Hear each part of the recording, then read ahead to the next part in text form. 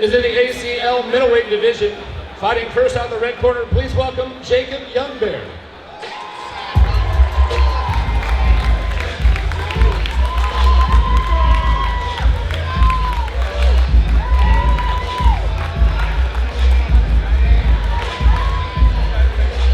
Yes, last fight was obviously a little underwhelming just due to his opponent, but that's not taking anything away from Jacob. He trained really hard. He came in to perform, and his opponent just couldn't stand up to the opportunity. So I think that he is excited to get in here and challenge himself against a game 6'4", 185-pound professional in Danny Harper. Yes. And I believe you. I believe you. I think this is going to be either a war of nutrition, or I'm thinking somebody might go to sleep here. Yep, that's exactly the only. That's the only way I see this playing out. I don't see it being a boring fight. No. If it goes to decision, I'll be extremely surprised. But if it does, it's going to be one of those fireworks, right? So I don't think either one of these people or either of these fighters are scared to throw. I don't think so. Well, and I think that's pretty typical of anyone at Perselli's who's been there for a while too, right? Perselli's throws down all of their fighters, and then I know Jacob throws down, so it's gonna be fun. Yeah, if this goes the distance, it's because they're both tough, not because no one's doing anything.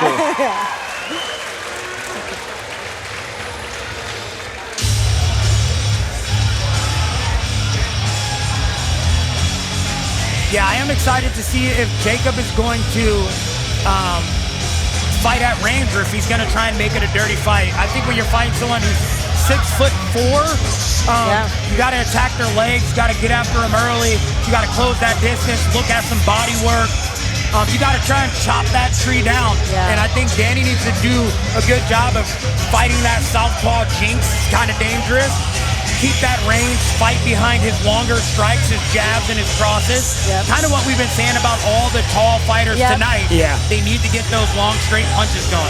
Absolutely. Because that's impossible to deal with. As a short human, it is impossible to deal with someone who is good at long, straight line shots. It's the worst. At that point, you got to say, I'm tough. I'm going to take one or two on the forehead. And when I get in, I have to stay in, right? You can't be in that mid-range, right? You have to be out attacking the legs or in. You cannot be mid-range.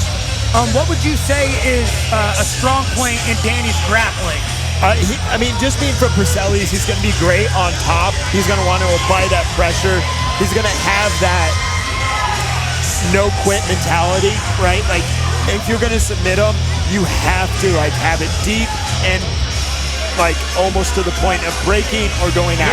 That's just how the Perselli style. He is a striker representing Absolute MMA, standing 5 feet 11 inches tall and weighing at 185.1 pounds. He is turning pro with us tonight, representing Meskwaki Settlement, fighting out of Bonnarhan, Iowa. Give it up for the Jacob Youngbear.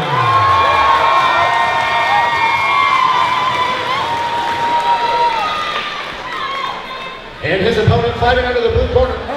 He is a grappler representing Porcelli's Training Center, standing 6 feet 4 inches tall and weighing at 184.9 pounds.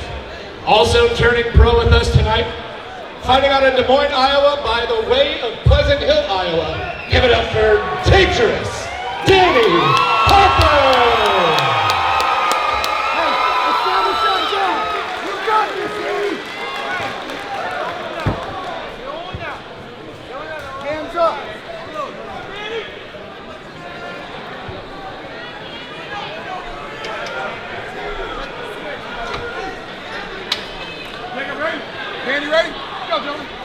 Let's go, ladies and gentlemen. We are ready for a scrap.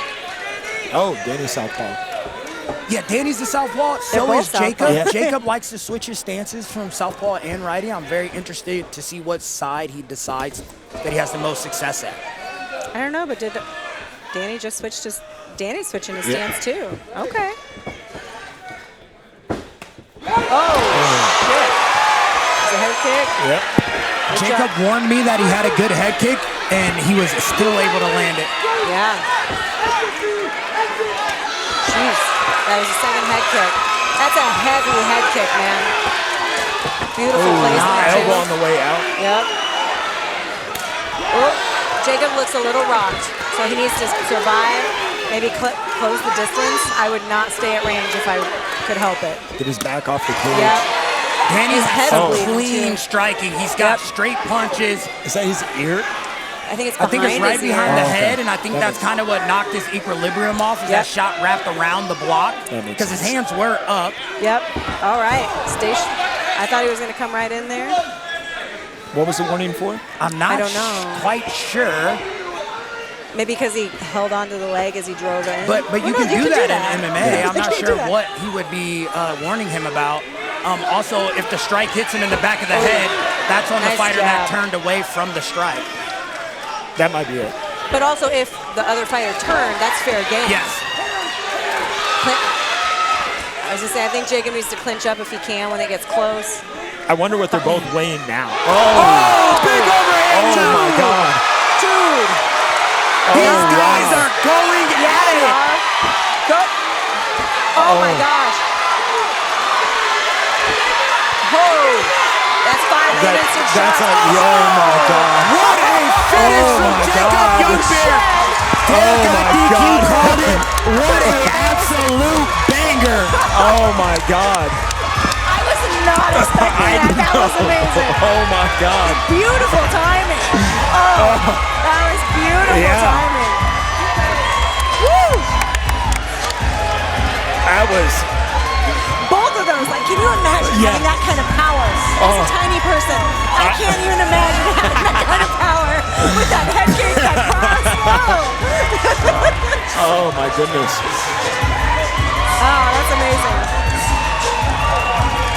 And way to weather those head kicks. Yeah, I was just gonna say he was so close to being finished right there, and then to come back and get the TKO himself. Yeah. Amazing, great That was performance. beautiful. Woo!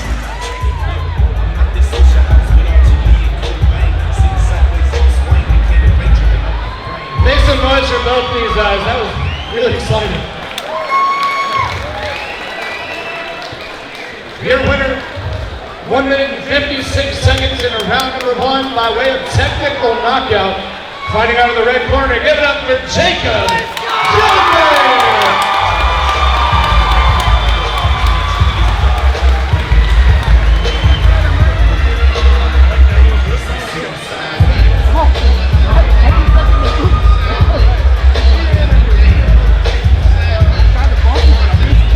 Ladies and gentlemen, I'm with your winner, Jacob Youngbear. Let's give it up one more time for that incredible finish.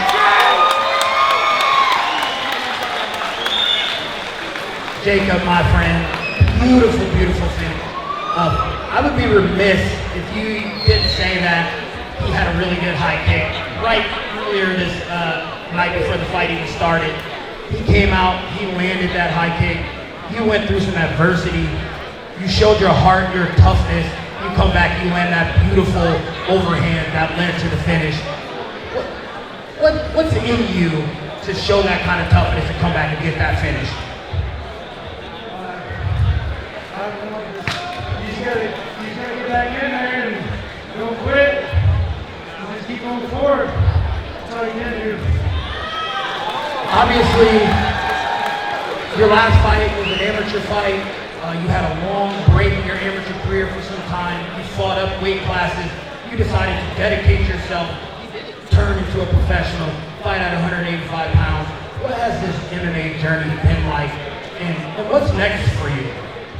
Well, it's been pretty good. I got